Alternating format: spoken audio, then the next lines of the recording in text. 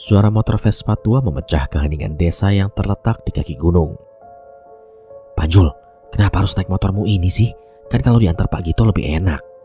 Protesku pada Cahyo yang memutuskan untuk pergi ke desa ini menggunakan motornya dibanding diantar dengan mobil mewah milik Nyai Kanjeng. "Ya ora opo-oponan, biar Pak Gito ikut jagain Tika. Lagian Pak Le nggak bisa kemana-mana kalau nggak ada Pak Gito di sana," jelas Cahyo. Aku paham, namun motor tua untuk jalur berbatu seperti ini bukanlah ide yang bagus. Dengan berbekal sebuah kertas yang bergambar peta kasar mengenai lokasi Raden Anjar, kami menyusuri desa ke desa dan beberapa kali melewati pinggir hutan untuk mencapai tempat ini. Sebuah gapura bertuliskan nama desa Jayapurwo terpampang di hadapan kami sekarang. Sayangnya kami sampai saat langit sudah mulai gelap. Hampir tak ada warga yang terlihat di desa ini. Beruntung masih ada warung kopi yang buka, sehingga kami memutuskan untuk beristirahat sekaligus menggali informasi tentang keberadaan Raden Anjar. "Kulo nuwun, Bu." Aku dan Cahyo memasuki sebuah warung kopi kecil berbentuk bangunan kayu sederhana dengan penerangan lampu oranye yang menimbulkan suasana sendu di kampung ini. "Monggo Mas, mau ngopi?" jawab seseorang perempuan paruh baya yang menjaga warung itu. "Iya Bu, gorengannya dikeluarin sekalian ya Bu," balas Cahyo. Kami meletakkan barang bawaan kami di kursi dan merenggangkan tubuh kami di depan kedai kopi ini sambil menghirup udara di desa ini yang masih segar. Suara jangkrik dan beberapa tokek terdengar dari hutan-hutan di sekitar desa ini. Sama-sama di tengah hutan, tapi desa ini jauh lebih nyaman dibandingkan pendopo Nyai Kanjeng yang kemarin ya Cahyo. "Iyo benar, sudah lama gak ngerasain suasana begini. Kamu gak kangen ke desa Windu Alit, Nan?" Memang benar, suasana di desa ini mirip dengan suasana di desa Windu Alit yang sama-sama terletak di tengah hutan. "Iya ya, jadi kangen. Habis masalah ini selesai kita mampir ke sana gimana?" ajakku pada Cahyo. "Wah, ide bagus tuh. Sekar apa kabar ya kira-kira?" "Alah, bilang aja dari awal kamu kangen Sekar," ledekku pada Cahyo. "Iya, tapi bukan sama Sekar doang. Kangen juga ketemu sama Pak Sardi dan warga desa yang lain," balas Cahyo. Ucapan Cahyo seketika mengingatkan aku saat dulu aku tersesat di desa Windu Alit. Ketika aku terpisah dari Rama dan Yanto saat mendaki Gunung Merapi dulu. Sendang Banyu Ireng, apa itu ada hubungannya dengan Nyai Sendang Rangu ya? Entah kenapa aku ngerasa gak asing dengan nama itu, tanyaku pada Cahyo. "Ya jangan asal cocok-cocokan, An. Kalau memang ada hubungannya nanti kita juga akan tahu sendiri," balas Cahyo. Tak berapa lama terdengar suara gelas randu bersama langkah kaki yang mendekat. "Monggo Mas, kopinya saya taruh di dalam apa di depan?" ucap ibu penjaga warung. "Di sini aja Bu, matur nuwun," balasku. 2 gelas kopi dan pisang goreng hangat menemani kami beristirahat sebelum melanjutkan perjalanan. "Ngapunten Bu, Ibu kenal dengan Raden Anjar?" tanyaku pada ibu itu yang sedang merapikan meja makan di dalam warung. "Oh, Raden Anjar, mas-masnya ini mau mencari pusaka?" ibu itu bertanya balik kepada kami. Aku pun beradu pandang dengan Cahyo. Kami tidak menyangka kalau Raden Anjar ini sering dicari oleh para pencari pusaka. Boten Bu, enggak. Saya dimintai tolong saudara Raden Anjar untuk menemui beliau," balasku pada ibu itu. Kemudian ibu itu menatap kami berdua seolah memastikan sesuatu. "Lantas tujuan kalian apa? Resikonya terlalu besar bila ingin bertemu dengan Raden Anjar. Beberapa orang mempertaruhkan nyawanya untuk menemui beliau hanya demi sebuah pusaka. Kalau gak mencari apapun, resikonya gak sebanding," ucap ibu itu. Mendengar perkataan ibu itu, seketika kami menganggap ia bukan sebagai ibu penjaga warung biasa. Ibu itu sepertinya lebih dari sekedar penjaga warung kecil di desa ini. "Yang kami cari memang bukan pusaka, tapi resikonya sebanding dengan yang kami perjuangkan kok Bu," jawab Cahyo. "Benar Bu, tujuan kami meminta petunjuk dari beliau untuk menolong kenalan kami. Mungkin ibu bisa memberi petunjuk cara untuk menemui Raden Anjar," tambahku pada ibu itu. Sekali lagi ibu itu memperhatikan kami berdua secara bergantian. "Bisa, tapi habiskan dulu kopi dan gorengannya. Istirahat dulu saja, nanti kita lanjut," balas ibu itu. Aku sedikit tersenyum mendapat tanggapan baik dari ibu itu dan kembali menikmati suasana tenang di kedai kopi ini sambil menyeruput kopi hitam yang terasa istimewa dengan udara dingin ini. Saya tahu kalian bukan orang biasa, tapi kalian tetap harus hati-hati. Saat mencapai ujung desa, kalian akan melihat komplek pemakaman di salah satu bukit kecil. Pergilah ke sana dan bawa benda ini. Ibu itu menyerahkan kepada kami bungkusan kertas yang tertutup seperti ada sesuatu di dalamnya. Ini apa, Bu? Tanyaku sambil menerawang apakah benda ini merupakan jimat atau sejenisnya. Tenang, benda ini bukan seperti yang kamu pikirkan. Serahkan saja pada Raden Anjar kalau kalian berhasil bertemu dia. Balas ibu itu seolah bisa membaca pikiranku. Sampaikan padanya salam dari Ibu Ninik. Kapan ngopi di sini lagi? Lanjut ibu itu. Sesuai petunjuk dari ibu penjaga warung tadi, kami melaju Vespa tua Cahyo lagi ke arah ujung desa hingga terlihat sebuah bukit seperti disebutkan Ibu Ninik tadi. Sebuah bukit dengan komplek pemakaman tua yang dipisahkan dengan pagar yang juga sudah berkarat. Terdapat beberapa pohon kamboja besar di berbagai sisi pemakaman ini, bersama pohon-pohon besar yang sepertinya sudah ada sejak awal sebelum pemakaman ini ada.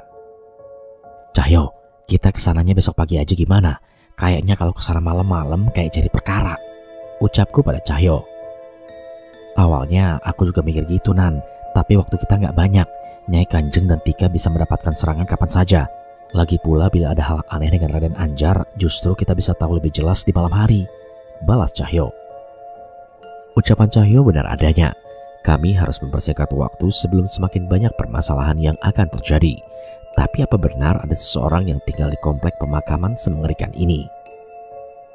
Nan, ada penggemarmu tuh di depan. Aku menoleh ke arah yang ditunjukkan oleh Cahyo.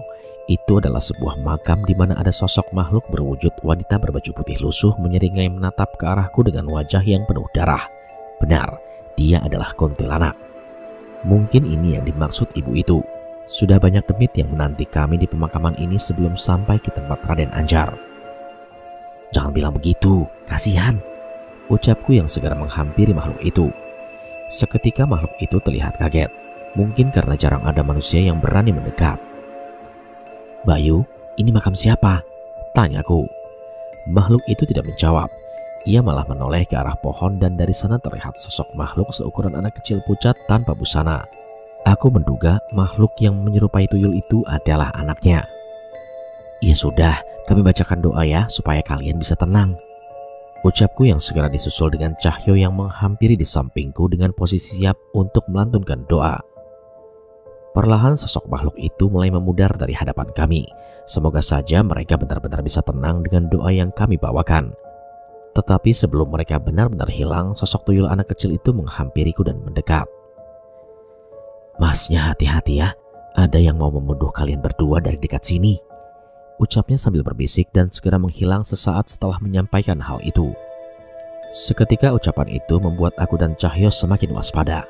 Cukup mencurigakan. Ini adalah sebuah pemakaman namun tak banyak makhluk gentayangan seperti pemakaman pada umumnya.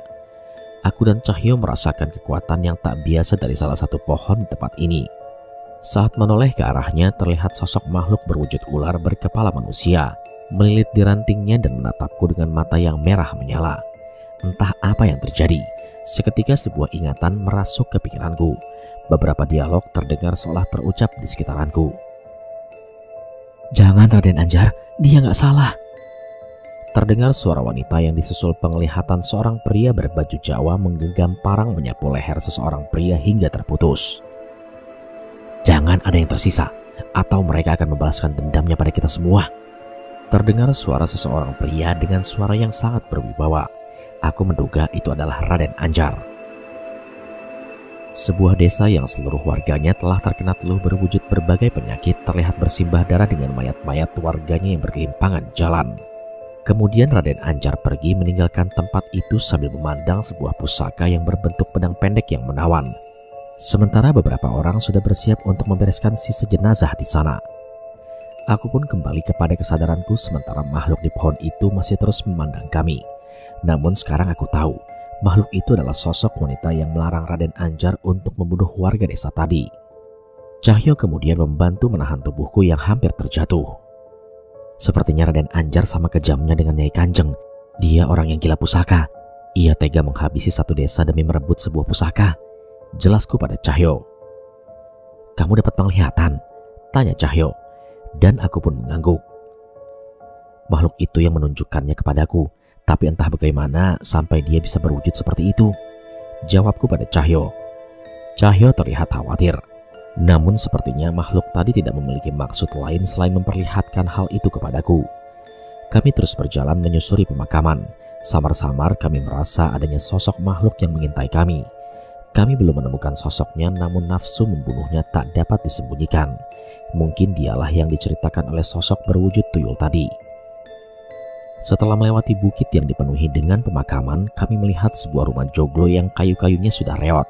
Aku cukup ragu masih ada orang yang menempati rumah dengan kondisi seperti itu. "Masuk, Mas." Belum sempat kami mengetuk, tiba-tiba pintu rumah itu sudah terbuka dengan sosok perempuan yang meminta kami untuk masuk. Ini benar kediaman Raden Anjar?" tanya Cahyo. "Iya, silakan duduk dulu," jawabnya. Perempuan itu mempersilahkan kami duduk di kursi bambu tua dengan beberapa hidangan ringan sederhana yang sudah disediakan di hadapan kami. Kemudian ia meninggalkan kami. Aku cukup heran bagaimana mereka bisa tahu tentang kedatangan kami. Sementara ini aku berpikir suruhan milik keluarga Darmo Wiloyo lah yang memberikan informasi mengenai kedatangan kami. Perempuan itu kembali setelah mengabari kedatangan kami kepada seseorang yang ada di dalam dan duduk di hadapan kami. "Jadi kalian Trah Sambara yang diceritakan oleh Bapak?" tanya perempuan itu kepada kami. Cahyo menoleh ke arahku. Hampir saja aku mengangguk, namun aku merasakan ada kejanggalan. Aku tidak pernah menyebutkan nama terahku pada Nyai Kanjeng dan yang lainnya sebelumnya. Lalu bagaimana mereka bisa tahu? "Bukan, Duk, bukan mereka." Terdengar suara renta seorang yang datang dari dalam rumah. "Mereka kenalan Bu Lemu. Bapak baru saja diberitahu." Seorang kakek tua dengan jenggot putih berjalan tertatih-tatih dengan tongkatnya. Perempuan yang ternyata merupakan anaknya itu segera berdiri membantu ayahnya untuk menghampiri kami. Walau sudah tua, aku masih bisa mengenali bahwa dia adalah Raden Anjar seperti yang terlihat dari penglihatanku tadi. Cahyo menyadari kebingunganku dan berinisiatif membuka pembicaraan. "Ngapunten Raden Anjar, memangnya siapa lagi yang akan datang kemari?" tanya Cahyo. "Mereka pemuda dari Trah Sambara. Saya mau menyerahkan pusaka terakhir yang saya miliki kepada mereka," jelas Raden Anjar. Aku semakin bingung mendengar pernyataan itu dari Raden Anjar. Siapa lagi Trah Sambara yang tersisa selain aku dan Pak Le? Dan apa mungkin ada nama keluarga yang sama dengan Trah kami? "Jadi apa yang bisa saya bantu untuk kalian?" buka Raden Anjar. "Ini Raden, berdasarkan informasi dari Nyai Kanjeng, hanya Raden Anjar yang bisa memberitahu keberadaannya Sendang Rangu yang bisa melindungi Trah Darmo Wiloyo, termasuk Raden Anjar juga," ucapku pada Raden Anjar. Raden Anjar menghela nafas. Dari matanya terlihat sedikit penyesalan. "Kalau saya sudah tidak peduli dengan apa yang terjadi dengan saya bila harus menanggung semua dosa yang saya lakukan. Harapan saya, Ajeng anak saya yang tersisa satu-satunya ini bisa selamat," ucap Raden Anjar. Rupanya yang terjadi dengan Raden Anjar mirip seperti yang dialami oleh Nyai Kanjeng. Ia meninggalkan semua ilmunya demi anak satu-satunya. "Makanya pusaka terakhir saya akan saya serahkan kepada mereka yang berasal dari Trah Sambara dengan tujuan mereka mau melindungi Ajeng sebagai gantinya," lanjut Raden Anjar. "Tidak usah Raden, kalau kami berhasil menemui Sendang Rangu, harusnya ia bisa melindungi seluruh Trah Darmo Wiloyo kan?" Balasku yang sedikit ragu bila Raden Anjar menyerahkan pusaka terakhirnya pada Trah Sambara yang ia maksud. Namun Raden Anjar menggeleng sambil menghela nafas. Terlihat sangat banyak kekhawatiran di wajahnya. "Nyi Sendang Rangu hanya akan melindungi kami bila kami masih putih. Namun dengan dosa sebanyak ini sudah dipastikan ia tidak sudi menemui kami," jelas Raden Anjar. Penjelasan yang masuk akal. Pantas saja Raden Anjar tidak mencari sendiri keberadaan Nyi Sendang Rangu walaupun mengetahui keberadaannya. Perlahan suara langkah kaki terdengar mendekat ke arah rumah ini. Ajeng dengan sigap bersiap membuka pintu. Sepertinya mereka adalah orang dari Trah Sambara yang mereka tunggu. "Kula nuwun." Raden Anjar berusaha berdiri menyambut mereka. Ada dua orang pemuda seumuran dengan kami yang mengenakan kemeja Jawa dengan keris yang terikat di kain di pinggangnya. "Nah, ini mereka, Ringga dan Gandri Sambara," ucap Raden Anjar memperkenalkan mereka kepada kami. "Nan, kamu kenal?" tanyaku pada Cahyo. Aku menggeleng dan membalas mereka dengan senyum seadanya. "Sebentar, saya akan ambil benda itu," ucap Raden Anjar dengan semangat. Ia berjalan dengan berhati-hati ke dalam kamarnya. "Masnya mencari pusaka juga ya?" tanya seseorang yang bernama Ringga dengan wajah yang sangat ramah. Namun Cahyo membalas dengan raut muka yang terlihat kesal. "Halah, pusaka opo mas?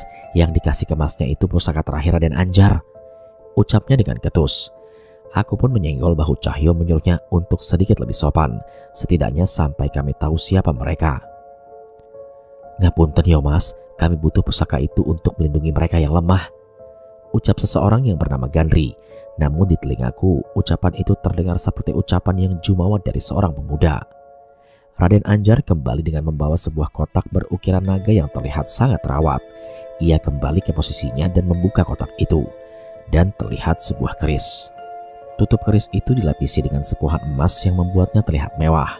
Kedua pemuda yang mengaku berasal dari Trasambara itu menatapnya dengan senang. "Keris ini dibuat untuk salah satu pangeran di kerajaan zaman dulu. Kekuatan di dalamnya sangat melimpah bila kalian dapat menggunakannya dengan benar," ucap Raden Anjar. "Dan saya titipkan pusaka ini untuk kalian." "Tunggu Raden Anjar, tidak bisa semudah itu," ucap Cahyo yang tiba-tiba segera kurespon dengan sikutan di bahunya. "Maksud Mas Cahyo apa?" tanya Raden Anjar. "Saya mau menguji kemampuan mereka berdua. Apa mereka pantas mendapatkan pusaka hebat ini?" ucap Cahyo. "Jangan kurang ajar. Mereka ini dari Trasambara.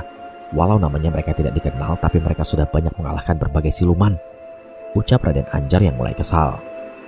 "Masalah itu saya sudah tahu. Terlihat jelas dari apa yang mereka lakukan dengan makhluk-makhluk di luar sana," balas Cahyo lagi. "Maksudmu apa?" tanya Raden Anjar. Aku juga baru menyadari suasana di luar sudah berubah drastis semenjak kedatangan mereka. "Oh itu, tenang saja Raden.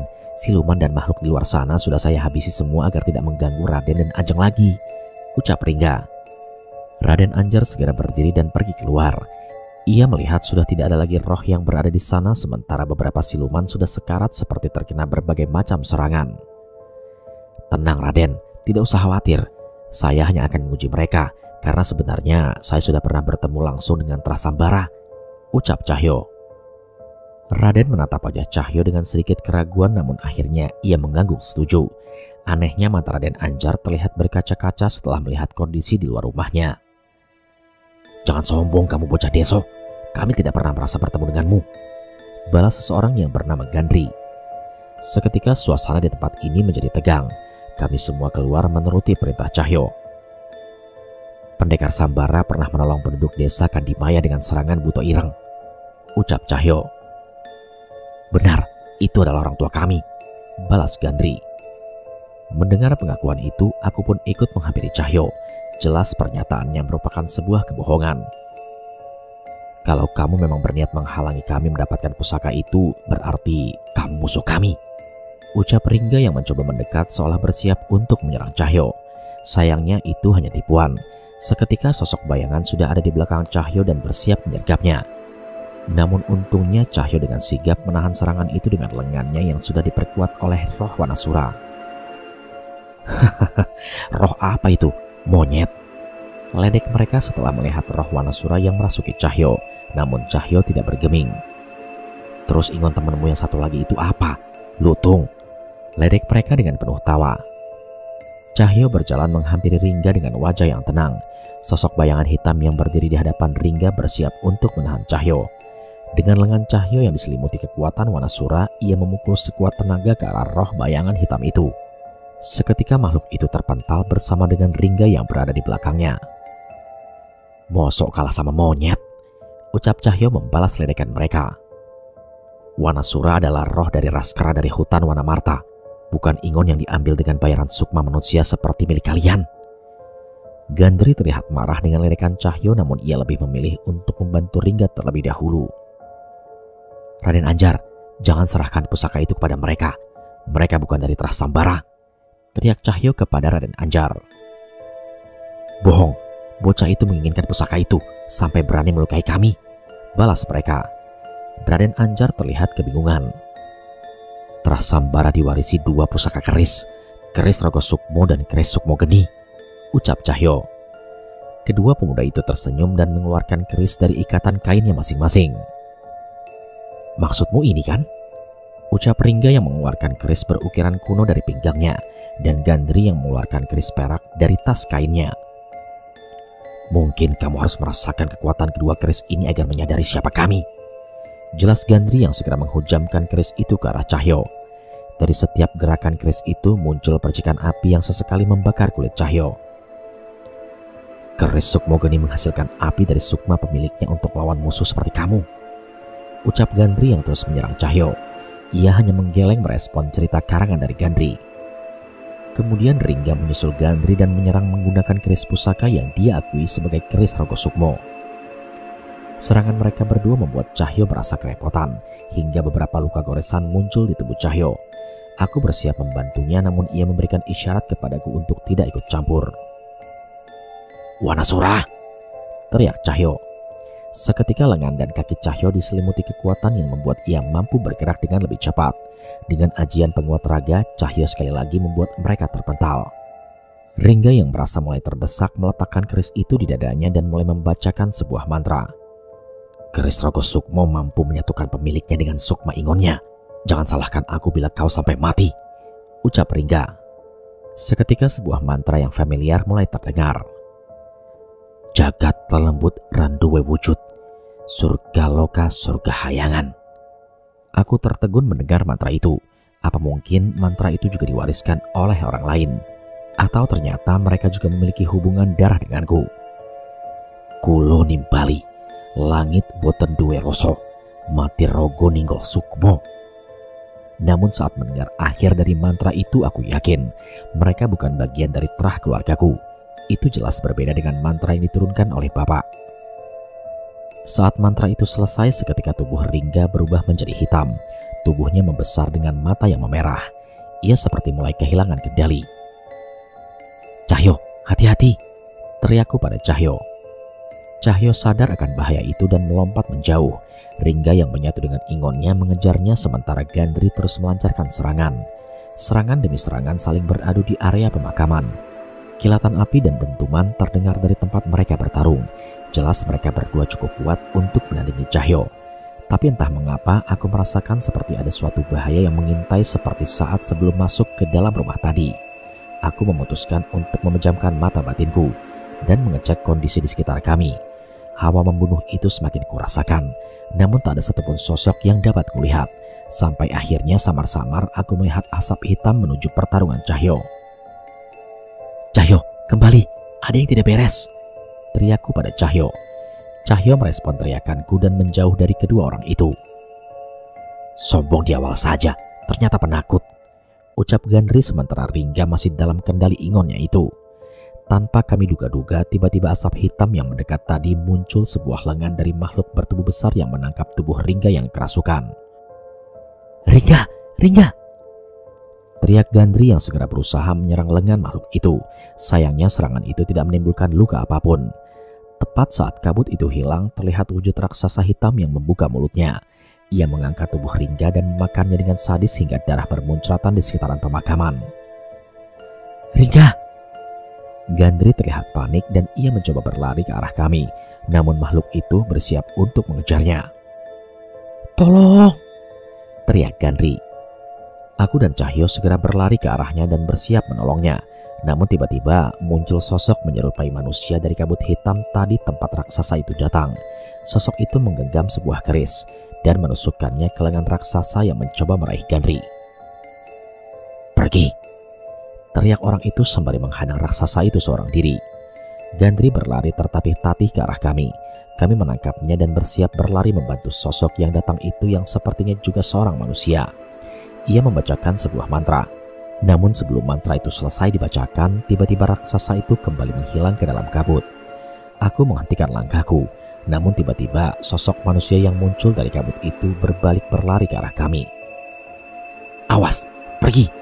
Teriaknya. Seketika aku sadar ada segumpalan kabut hitam di atas kami. Dan dari sanalah muncul lengan raksasa sama seperti saat ia menyergap Ringga. Dengan cepat aku dan Cahyo menarik Raden Anjar dan Gandri yang ada di dekat kami. namun kami tidak sempat menggapai Ajeng yang masih berada di dekat rumah. "Ajeng, lari!" teriakku pada Ajeng. Namun raksasa itu terlalu cepat. Lengannya sudah hampir mencapai Ajeng. Aku tidak menyadari apa yang terjadi saat itu. Tiba-tiba Ajeng sudah ada di dekat kami bersama seorang anak remaja yang menitipkan Ajeng kepada kami. "Tolong jaga mereka dulu," ucapnya yang segera meninggalkan kami menuju kemunculan raksasa itu bersama pendekar tadi. "Pak D, aku mengalihkan perhatian makhluk itu. Pak D, lanjut mantranya," perintah anak itu. Aku hampir tidak percaya melihat apa yang ada di hadapanku. Biasanya kami yang terlibat dengan pertarungan seperti ini, tapi kali ini kami bisa menonton tanpa harus melakukan apa-apa. Pria yang dipanggil Pak D itu membacakan mantra yang memunculkan cahaya putih, sementara anak remaja itu berkali-kali menahan serangan raksasa itu. Aku menoleh ke arah Cahyo. Sekilas aku jadi teringat saat ia masih sering berlatih bersama Pak Le dulu. "Pak D, ras buto itu raganya saja yang kuat, sukmanya lemah. Serang sukmanya," ucapku mencoba memberikan petunjuk. Pria itu menoleh seolah merespon ucapanku. Seketika cahaya putih menyelimuti kerisnya dan ia menghujamkan keris itu ke sebuah titik di punggung raksasa itu yang berhubungan langsung dengan sukmanya. Raksasa itu terlihat kesakitan dan berlari menjauh ke dalam kabut yang segera menghilang di dalam kegelapan. Mereka mencoba mengejar, namun sepertinya mereka memilih untuk menahan diri. Setelah beberapa saat suasana mulai tenang kembali. Kami pun berusaha mengatur nafas kami. "Pak, tadi itu siapa ya?" tanya Ajeng pada Raden Anjar. "Itu pasti salah satu Ingon Brotowongso," jawab Raden Anjar. Aku menoleh ke arahnya bersiap menanyakan pertanyaan itu, namun aku memilih menahannya dulu untuk menemui kedua orang yang menyelamatkan kami tadi. "Kalian gak apa-apa?" tanya orang yang dipanggil Pak D itu kepada kami. Walaupun dipanggil Pak D, sepertinya umurnya tidak jauh berbeda dari aku dan Cahyo. "Iya, kami gak apa-apa. Terima kasih ya," ucap Raden Anjar. Cahyo terlihat celingak-celinguk mencari sesuatu. "Nyari opo toh, Jul?" tanyaku pada Cahyo. "Itu loh, orang tadi. Siapa namanya? Ganri. Kok gak ada? Kabur ya?" ucap Cahyo. Dan memang benar, rupanya orang itu sudah tidak ada di sekitar kami. "Raden, Gandri menghilang, lalu kerisnya bagaimana?" tanyaku pada Raden Anjar. Kami semua berlari ke dalam rumah dan beruntung keris itu masih ada di tempatnya. "Pak D, itu," ucap anak remaja itu sambil menunjukkan keris itu kepada Pak D-nya. Orang yang dipanggil Pak D itu pun mengangguk paham. "Ayo masuk dulu, kita bicara di dalam," undang Raden Anjar. Kami kembali ke dalam rumah. Aku meneguk kopi hitam yang disuguhkan tadi sekedar untuk menenangkan rasa tegangku. Cahyo dengan sigap menikmati singkong goreng yang sedari tadi belum sempat ia sentuh. "Pak D, tadi keren loh, bisa ngalahin raksasa sebesar itu," ucap Cahyo sambil mengunyah singkong goreng yang masih di mulutnya. "Iya Pak D, itu tadi apa ya?" tanyaku penasaran. Ajeng mengantarkan beberapa minuman lagi. Sementara Pak D membereskan pusaka terakhirnya itu dengan wajah yang kecewa. Seseorang yang dipanggil dengan sebutan Pak D itu menceritakan bahwa sebenarnya ia sudah datang ke tempat ini sejak kemarin. Namun mereka merasakan keberadaan makhluk yang mencoba menyerang tempat ini. Itu adalah Buto Ingon kiriman keluarga Brotowongso. Mereka berdua memutuskan untuk menghentikan raksasa itu sebelum mendatangi Raden Anjar. Sayangnya mereka terjebak di kabut hitam yang dibawa raksasa itu dan bertarung di sana hingga Buto itu menampakkan diri lagi untuk memakan kekuatan dari Ingon yang memasuki Ringga. "Nah, berarti kalian sudah memiliki tujuan saat ke tempat ini kemarin kan?" tanyaku. Mereka pun mengangguk. "Tujuan kami adalah itu." Seseorang yang dipanggil Pak D itu menunjuk pada sebuah keris yang sebelumnya ingin diserahkan kepada terah sambara palsu itu. "Jadi kalian juga mengincar pusaka ini?" tanya Raden Anjar. "Bukan begitu. Sebelumnya izinkan saya memperkenalkan diri kami dulu. Ini Dirga murid saya. Tepatnya Dirga Dharma Wijaya," ucap seseorang yang disebut Pak D. Seketika raut wajah Raden Anjar berubah saat mendengar nama itu. "Dharma Wijaya, akhirnya saya mengerti mengapa kalian mengincar keris ini," ucap Raden Anjar. "Tunggu, maksud Raden Anjar apa?" tanyaku pada Raden Anjar. "Seperti yang saya ceritakan tadi, keris ini adalah keris yang dibuat untuk seorang pangeran kerajaan untuk melindungi dirinya di masa pelariannya. Keris ini dibuat oleh Prabu Arya dari kerajaan Dharma Wijaya untuk putranya. Jelas Raden Anjar. Tunggu, nama itu sepertinya terdengar tidak asing bagiku. Yang Raden Anjar bilang itu adalah benar. Balas orang yang dipanggil Pak D. Berarti kalian merupakan keturunan bangsawan dari Prabu Arya Darmawijaya itu? Tanya Cahyo. Bukan, Dirgalah yang berasal dari keturunan Darmawijaya, tapi keluarga kami juga sudah saling berhubungan sejak zaman kerajaan dulu hingga sekarang. Jelas Pak D. Oh iya, malah saya lupa memperkenalkan diri. Nama saya Jagat, Jagat Putra Sambara. Mendengar nama itu, aku dan Cahyo kembali saling menatap. Wajah bingung semakin terpampang di wajah Cahyo. Ah, Sambara lagi. Nggak usah bohong, Mas. Saya kira kamu orang baik. Oceh Cahyo. Maksud Masnya apa? Memang itu nama saya. Mungkin memang bukan nama terkenal, tapi saya nggak bohong. Ucap seseorang yang mengaku bernama Jagat Putra Sambara. Sekilas aku mengingat jurus yang ia gunakan saat menikam raksasa tadi. Sebentar Cahyo, mungkin ia tidak berbohong. Ucapku pada Cahyo. Lah, kamu kenal apa enggak? Jawab Cahyo. Dan aku pun menggeleng. Tapi tadi jurusnya mirip dengan jurus yang digunakan Daryana. Jelasku. Seketika orang yang bernama Jagat itu menoleh ke arahku. Kamu mengenal eyang saya, eyang Daryana? Tanyanya. Udah Nan, gak usah ditutup-tutupin lagi. Ini teman saya namanya Danan Jaya Sambara. Jadi Mas Jagat ini gak usah pura-pura juga. Ucap Cahyo. Seketika wajah mereka terlihat kaget, terutama Raden Anjar. Ia tidak menyangka dengan ucapan Cahyo. Pantas kalian mati-matian menyangkal kedua orang tadi. Ucap Raden Anjar yang akhirnya mengerti sikap kami tadi. Aku gak ingat kalau Mas Bimo punya anak. Tapi kalau kamu kenal dengan eyang Daryana, kemungkinan kamu juga gak berbohong. Ucap Mas Jagat. Lah, Masnya kenal Pak Le Bimo? Tanya Cahyo. Lah jelas kenal. Walaupun jauh, saya dan Mas Bimo itu masih sepupu. Jelas Mas Jagat. Saya anaknya Bisma Mas Jagat. Jawabku memotong pembicaraan mereka. Oh alah, putranya Bismo karo Kirana ya. Pantes kalian gak kenal saya. Bapakmu itu kelewat pinter.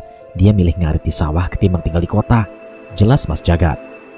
Aku sedikit tertawa. Almarhum bapak memang orang paling santai dan tak mau dipusingkan dengan hiruk pikuk kota. Pak D, beneran dia saudara Pak D? Tanya Dirga. Sebelum Mas Jagat sempat menjawab, aku berdiri dan berpindah duduk ke dekat Dirga. Maaf ya Raden Anjar, jadi reunian keluarga begini. Ucapku pada Raden Anjar. Tidak apa-apa Mas, saya ingin mendengar kelanjutan cerita kalian. Balasnya.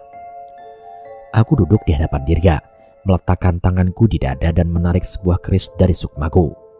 Wajah Raden Anjar, Dirga dan Jagat terlihat kaget. Dirga, peganglah. Apa kamu mengenal keris ini? Tanyaku pada Dirga.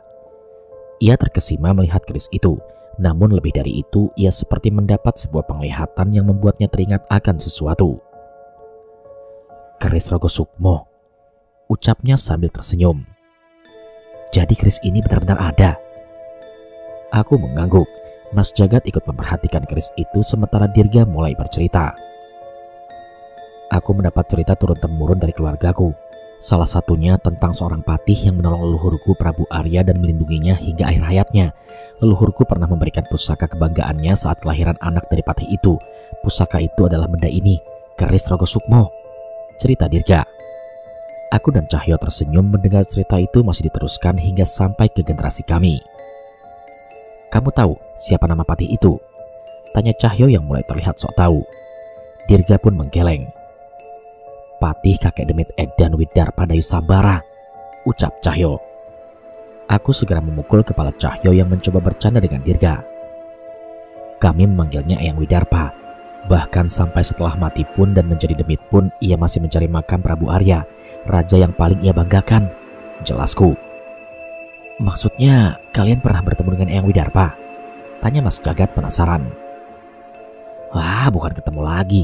Sudah habis badan ini dipukulin sama dia cuman gara-gara nyebut demit Edan, ucap Cahyo. Aku tersenyum setiap mengingat kejadian Eyang Widarpa yang tak pernah absen memukul Cahyo yang sering mengatainya Eyang Widarpa demit Edan. Sementara itu aku menceritakan mengenai mantra yang mampu membuatku memanggil roh leluhur yang masih berada di alam ini, termasuk Eyang Widarpa dan pendekar Daryana. Mas Jagat juga mengetahui mengenai mantra itu, namun ia tidak bisa menggunakannya tanpa perantara Kresrogo Sukmo yang hanya diwariskan kepadaku. Raden Anjar ikut memperhatikan ceritaku dan seolah ingin ikut berbicara. Darmo Wiloyo, itu adalah nama terah keluarga kami. Dulu leluhur kami mengambil nama itu agar mirip dengan nama Prabu Arya Dharma Wijaya, berharap terah ini bisa sebaik dirinya. Sayangnya kami gelap mata dengan kekuatan yang kami miliki, jelas Raden Anjar. Tidak ada satupun dari kami yang merespon ucapannya karena tak tahu harus menjawab apa. Hingga akhirnya Raden Anjar mengeluarkan kembali kerisnya dan menggesernya ke depan Dirga. Saya kembalikan pusaka ini, mungkin semua ini memang sudah digariskan, ucapnya dengan pasrah. Dirga dan Mas Jagat berterima kasih menerima keikhlasan Raden Anjar, namun masih ada sesuatu yang mengganjal untukku. Maaf Mas Jagat, dari sebelumnya Raden Anjar memang sudah berniat menyerahkan pusaka ini untuk kedua orang yang mengaku dari Terah Sambara tadi. Raden berharap mereka berdua akan melindungi Ajeng sebagai ganti penerima pusaka terakhir pemberian Raden Anjar ini.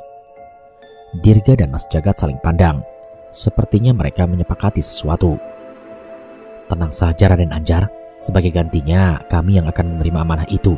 Kami akan melindungi Ajeng dan Raden Anjar, ucap Mas Jagat. Seketika wajah Raden Anjar berubah senang. Memangnya melindungi kalian dari apa Raden? Dari siluman? Tanya Dirga. Kemudian Raden Anjar menggeleng. Terah Brotowongso dan orang-orang yang ingin membalas dendam terhadap perbuatan kejiku dulu, jelasnya sambil sedikit menunduk. Tenang saja Raden, kalau kami berhasil menemui Nyi Sendang Rangu, kalian pasti bisa tidur tenang, tambahku pada mereka. Mendengar ucapan itu, Raden Anjar segera berdiri dan kembali masuk ke kamarnya. Ia keluar dengan membawa sebuah selendang tua lusuh dan menyerahkannya kepadaku. Ada sebuah sendang di hutan Gunung Timur, datanglah ke sana dan hanyutkan selendang ini. Jika beliau berkenan, kalian bisa menemuinya, jelas Raden Anjar. Maksud Raden menemui Nyi Sendang Rangu? Tanya Cahyo. Raden Anjar pun mengangguk. Aku cukup senang mendapatkan petunjuk mengenai keberadaan ingon milik keluarga Darmo Wiloyo itu. Mas Jagat, Dirga, apa saya boleh minta tolong? Tanyaku pada mereka. Apa itu Danan? Apa kalian bisa tinggal di sini untuk melindungi Raden Anjar dan Ajeng hingga kami berhasil menemukan Nyi Sendang Rangu? Tanyaku pada Dirga dan Mas Jagat. Kemudian Mas Jagat menoleh ke arah Dirga seolah meminta persetujuan. Kalian tidak usah khawatirkan saya, yang pasti tolong pastikan Ajeng selamat, balas Raden Anjar. Wah, gak bisa begitu, ucap Cahyo sambil mengeluarkan sesuatu dari kantungnya. Kalau Raden Anjar kenapa-napa, nanti ada yang khawatir, ucap Cahyo sambil menyerahkan sebuah bungkusan kertas titipan Bu Ninik tadi. Apa ini? Tanya Raden Anjar. Itu titipan dari Bu Ninik, katanya kapan mampir lagi ke warungnya, ucap Cahyo. Aku hampir lupa menyampaikan hal ini kepada Raden Anjar. Ia segera membuka bungkusan kecil itu dan menjadi sedikit tersenyum. Aku pun menjadi penasaran apa isi bungkusan itu. Itu apa Raden? Tanyaku. Kopi, coba kalian cium. Aroma kopi Bu Ninik emang gak ada duanya, ucap Raden Anjar dengan wajah yang sumringah. Aku senang melihat wajah Raden Anjar yang berubah polos seperti itu. Aku tidak menyangka bahwa dulunya ia adalah seorang yang kejam seperti yang ditunjukkan dari penglihatan makhluk berwujud ular berkepala manusia itu. Dirga, Mas Jagat, sekali lagi, saya titip Raden Anjar dan Ajeng ya. Sebagai gantinya, nanti saya ajak ke persemayaman terakhir Prabu Arya Dharma Wijaya leluhurmu itu. Pasti kamu belum tahu kan? Ucapku pada mereka. Yang benar Mas, di mana? Tanya Dirga dengan semangat. Di kaki Gunung Merapi. Ada desa terpencil bernama Desa Windu Alit. Di sana ada sebuah hutan yang dikenal dengan nama Alas Mayit. Aku, Cahyo, dan Eng Widarpa akhirnya berhasil menemukan peristirahatan terakhir leluhurmu itu. Dan tempat itu bernama Sendang Banyu Ireng, jelasku pada mereka. Mas Jagat dan Dirga terlihat semangat. Mereka berjanji akan menjaga Ajeng dan Raden Anjar hingga kami kembali. Ya sudah Raden, kami pamit dulu ya. Doakan kami berhasil dan bisa segera kembali ke sini, ucap Cahyo. Raden Anjar sedikit batuk dan menutup kembali bungkusan pemberian Bu Ninik. Kalian tidak usah kembali lagi ke sini, ucap Raden Anjar tiba-tiba. Aku dan Cahyo segera menoleh mendengar perkataan itu. Maksud Raden apa? Iya, lain kali gak usah kesini. Gak ada lagi pusaka yang kusimpan di makam keluarga ini, ucap Raden Anjar. Jadi kalau mau kesini, kita ketemu di warung Bu Ninik aja ya, sambil ngopi. Lanjutnya lagi. Aku tersenyum. Tak kusangka sebungkus kecil kopi bubuk pemberian Bu Ninik mampu merubah kepribadian Raden Anjar begitu cepat. Satu lagi, sepertinya saya pernah mendengar sesuatu yang kamu sebut dengan nama Sendang Banyuireng itu. Semoga saja saat kalian kembali, saya sudah berhasil mengingatnya.